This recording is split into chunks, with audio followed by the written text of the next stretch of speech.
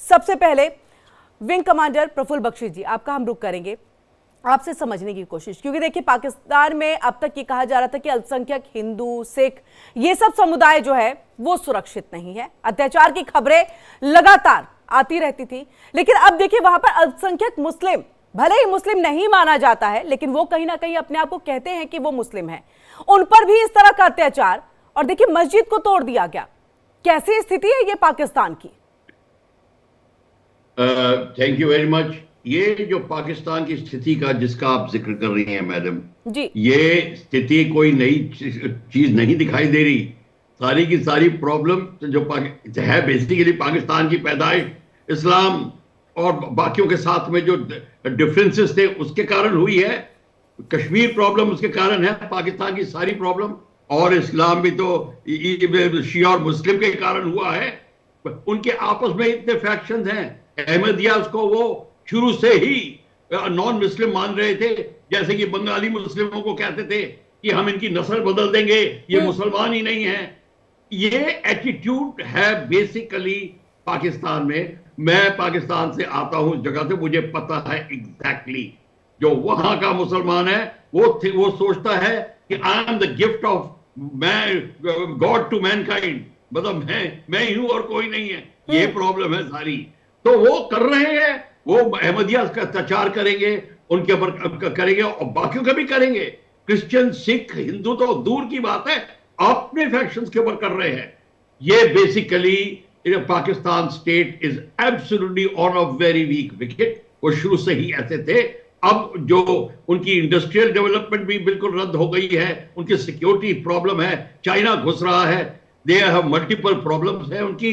और इस साथ में ये रिलीजियस फैक्शंस के कारण, और ये रिलीजियस फैक्शन उनकी आर्मी में भी हैं, जूनियर लेवल विंग्स में भी प्रॉब्लम है।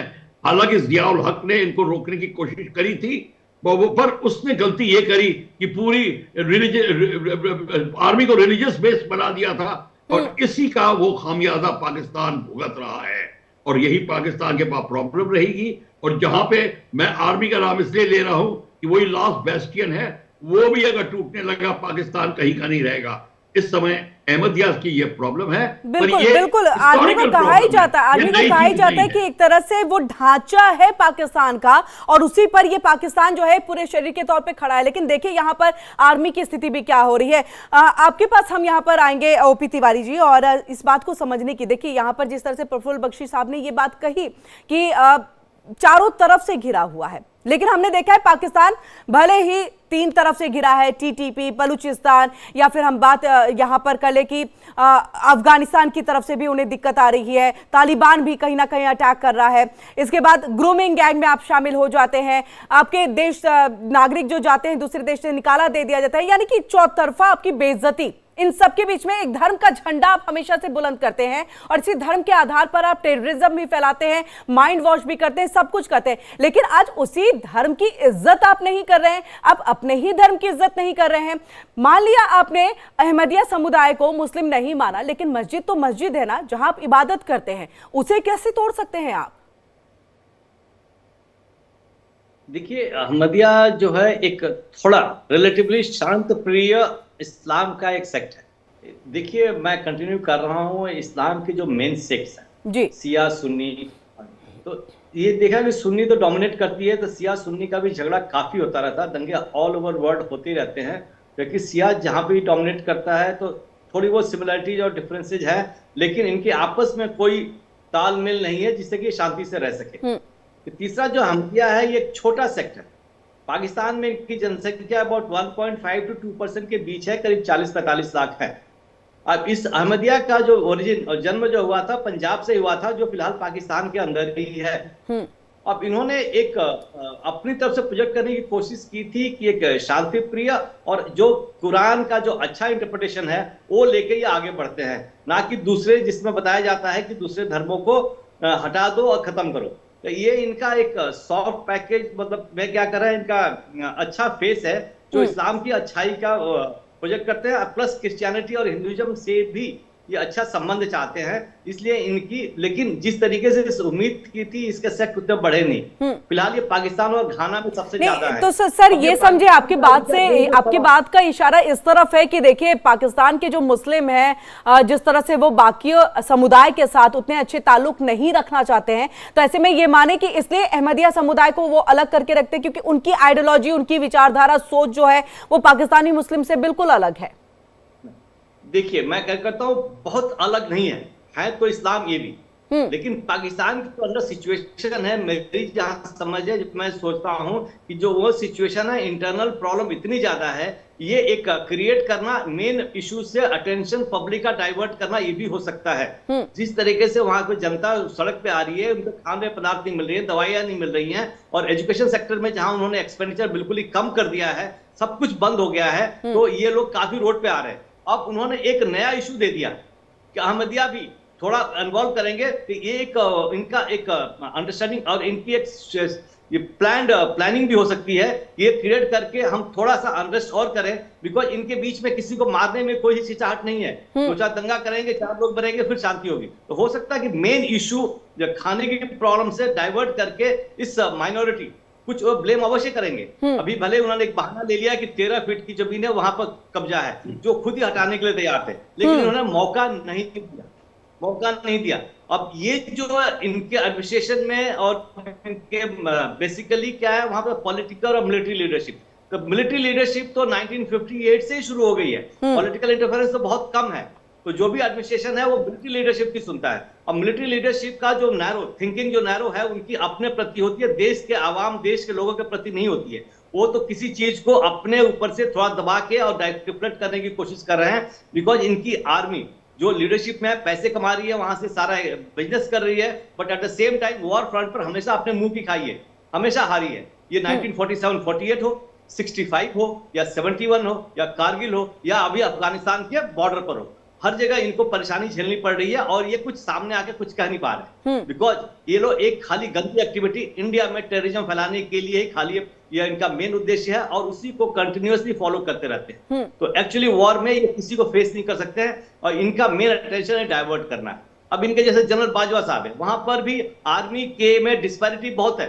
जनरल बाजवा साहब रिटायरमेंट होने के बाद आई बिलीव यूके चले गए, तो ये तो जनरल जो है इनकी प्रॉपर्टी इकट्ठा करके बाहर चले जाते हैं, और वहां उनके जवानों और जनरलों में डिस्पैरिटी बहुत ज्यादा है, इसीलिए जवानों का भी मोटिवेशन हाई नहीं है, और इसलिए वो पाकिस्तान आर्मी को भी पता है अगर किसी के साथ वॉर हुई तो वो क्या परफॉर्मेंस होगी, क्या रिजल्ट होगा, बिकॉज ये जो भी लड़ाई लड़ी जाती है प्रॉपर समावेश होना चाहिए ऊपर नीचे में, और नीचे के जवानों को, नीचे के जो लोग लड़ रहे हैं, वो कन्विंस होने चाहिए अपने माइंड में कि हम किस लिए लड़ रहे हैं, किस लिए लड़ रहे हैं। जब उनको पता चला कि हम अपना लड़ रहे हैं और फायदा कोई और उठाने वाला है, तो वो अपनी जी जान लगाएंगे नहीं।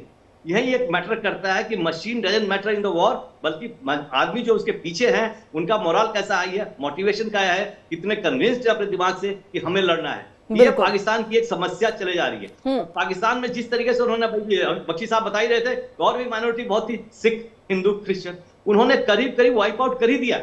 अब 0.05% कितना रह गया, अच्छा इंपॉर्टेंट पोजीशन हेल्ड करते थे, इनका प्रॉपर्टी अच्छी थी, उनका कब्जा करके उनको तो खत्म कर ही दिया। अब वो कोई बच्चा नहीं तो अहमदिया को टारगेट कर रहे हैं, तो ये जो बिल्कुल अब कोई बचा नहीं तो अहमदिया को यहाँ पर टारगेट करने की कोशिश।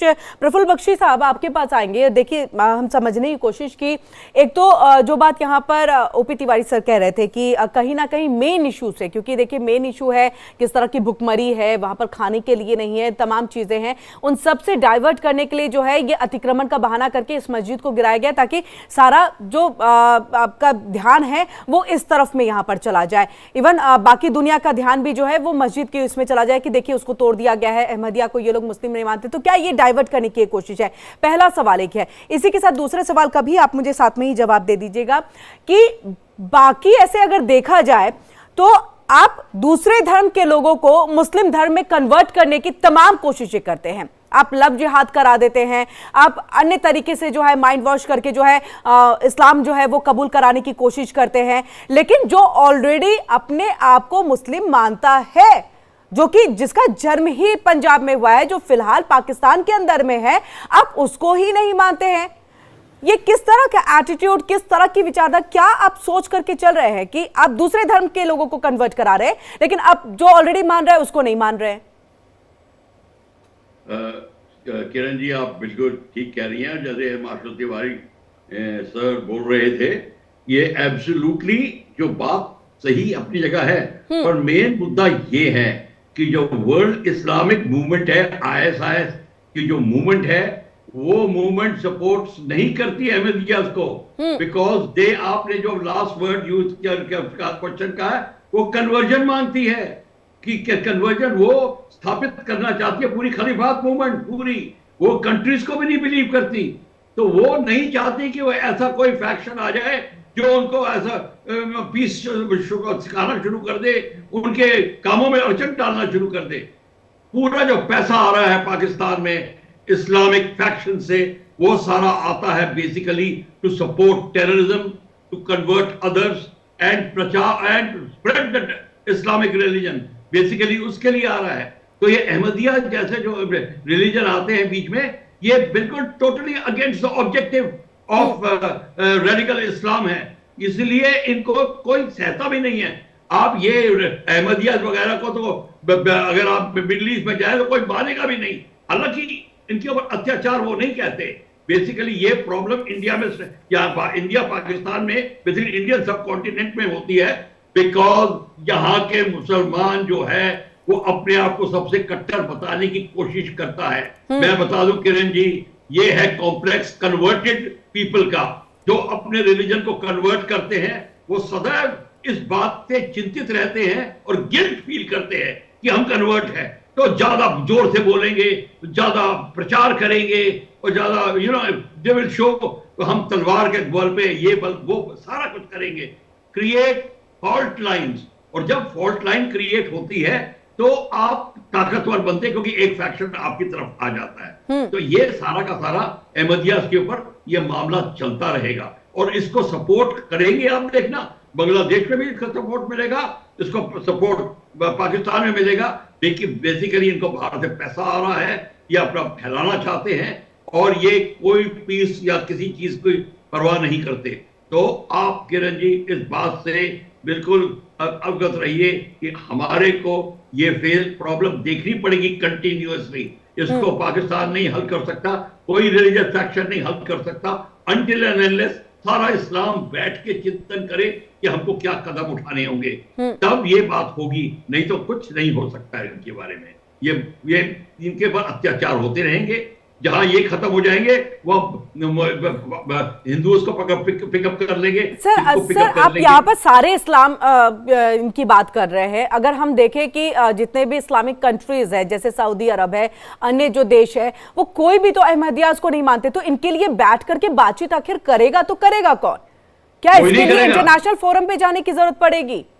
बिल्कुल पड़ेगी, पर कौन जाएगा इनके लिए इंटरनेशनल फोरम में? ये बिल्कुल बड़ा सवाल। इनके लिए फोरम में कौन जाएगा? Nobody will go to the forum for them, because सारा का सारा जो कंट्रोल करा हुआ है यूरोप में इस्लामिक फैक्शंस को हर एक जगह, वो अहमदिया को सपोर्ट नहीं करेंगे। वो सपोर्ट करेंगे जो उनको डिक्टेट मिल रही है इस्लामिक जो खलीफात मूवमेंट को चलाने वाले आईएसआईएस के हेडक्वार्टर से, उनको मिलेगी। पाकिस्तान के इनफैक्ट तालिबान भी नहीं सपोर्ट करेंगे इन लोगों का। तो आप देख लीजिए अहमदियास को ये प्रॉब्लम रहेगी, बिकॉज वो बेसिकली कन्वर्जन नहीं चाहते, वो बेसिकली पीस चाहते हैं और इस्लाम को ये मंजूर नहीं। इस्लाम को ये ओपी तिवारी सर आपके पास आकर के, क्योंकि देखिए अहमदियास को मुस्लिम नहीं माना जाता, इसको लेकर के संसद के अंदर में भी जो है सारी चीजें रख करके इसको पास भी कर दिया गया है कि अहमदियास जो है वो इस्लाम नहीं है, उनको काफिर एक तरह से इन सबको कहा जाता है। ऐसे में ये जो मस्जिद जो 70 साल के बाद जिसे अतिक्रमण कह करके ढहा दिया गया है कि देखिए इलीगल चीज है, इलीगल यहाँ पर जो है वो कब्जा करके जो है इसका, लेकिन 70 साल पहले किया गया था, विदेश मंत्री ने किया था। ऐसे में 70 साल के बाद पाकिस्तान का जागना और मस्जिद को गिरा देना, क्या अहमदियास के लिए आने वाले वक्त में और ज्यादा मुश्किलें खड़ी होने वाली हैं? और क्यों नहीं माना जाता, इसको भी थोड़ा मुझे आप समझाइएगा। एक तो उनकी आइडियोलॉजी, जो वो शांति चाहते वो तो एक वजह है, इसके अलावे भी कोई और वजह है क्या?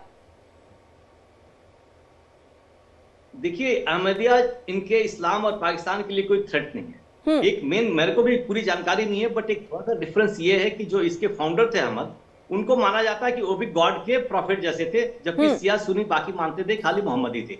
तो लेकिन उस तरीके से अहमदिया प्रपोज ऐसे एक्सप्रेस नहीं करते कि यही थे, ये मानते हैं कि थोड़ा सा उनका संबंध था, मतलब उनकी तरफ से आए थे और इन्होंने कोशिश की थोड़ी अच्छाई लेने के लिए क्रिश्चियनिटी के, हिंदुइज्म के लिए, और ये कृष्ण भगवान को भी अपने उसमें थोड़ा सा ये इंपॉर्टेंस देते हैं।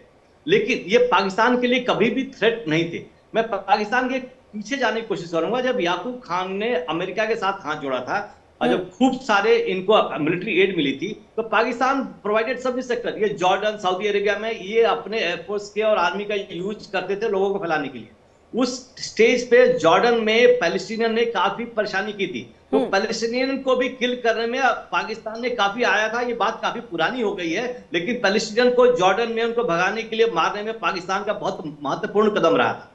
आज हल्ला करते पैलेस्टीनियन, लेकिन पाकिस्तान का जो था मेन मकसद रहा है मिलिट्रिज्म का, कि वो हमारा प्रभाव बना रहे। बिकॉज मिलिट्री लीडरशिप और पॉलिटिकल लीडरशिप में दो अंतर होते हैं। Military leadership can not be equate, बाकी लोगों से कर नहीं सकते, उनकी विजन लिमिटेड होती है, अपना ध्यान रखते हैं। जो पॉलिटिकल लीडरशिप होती है वो जनता के बीच से लोग उठते हैं, उनको जनता की समस्या मालूम होती है और वो उसको एड्रेस करना चाहते हैं, बिकॉज उसी के बेस पे ऊपर आए हैं। ये पॉलिटिकल मिलिट्री लीडरशिप। देखिए 1958 ऑनवर्ड्स, 47 में पाकिस्तान आजाद हुआ था, 56 में इनका कॉन्स्टिट्यूशन अमेंड हुआ था, 2 साल के अंदर ही मिलिट्री रूल शुरू हो गया था। बिल्कुल, ऑन एंड ऑफ 10 साल लंबा चला। इनफैक्ट अभी भी वहां पर मिलिट्री रूल ही है इनडायरेक्टली। वो जिसको चाहते हैं प्रेसिडेंट बनाए, जिसको चाहते हैं प्राइम मिनिस्टर बनाए।